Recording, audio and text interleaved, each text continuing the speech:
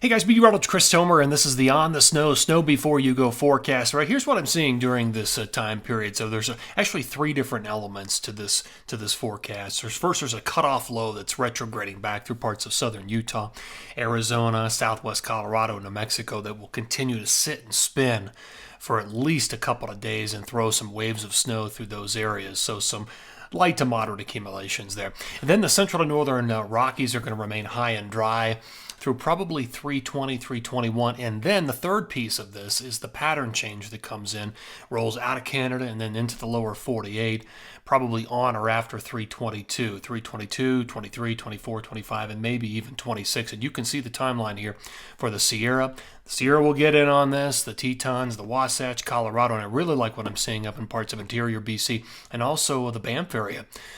Between late 320 and 322 up there, you could see 1 to 2 feet of accumulation. In the northeast, light to moderate snow accumulation 318 through 321. It's on and off.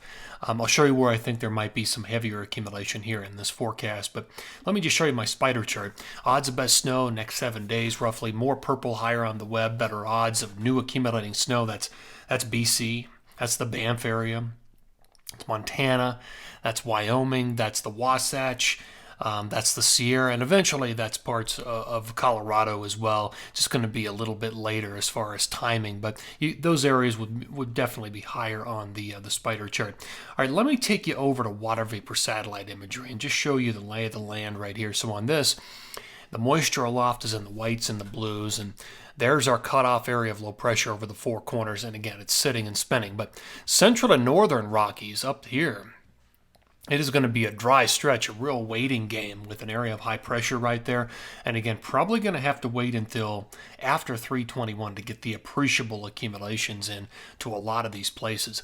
But then the third piece of the puzzle is this big trough and jet stream support. And by the time we get into 22, 23, 24, 25, we're going to have both jet streams really helping us out. And in fact, here's the forecast jet stream. So by the end of day on Monday, 318, you can see what we've got.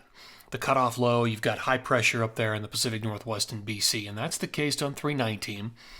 And then we start to see things shift on 321.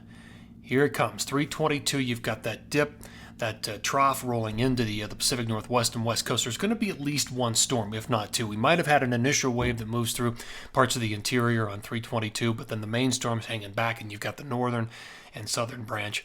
And then that moves in, and a big broad trough sets up over the west. This may be another storm right there coming out of California, 325, 326. So this pattern could stretch into beyond 326. All right, looking at the forecast radar and satellite. So by Monday morning, that's your situation. You've got the cutoff low, and then everybody else is high and dry and pretty clear.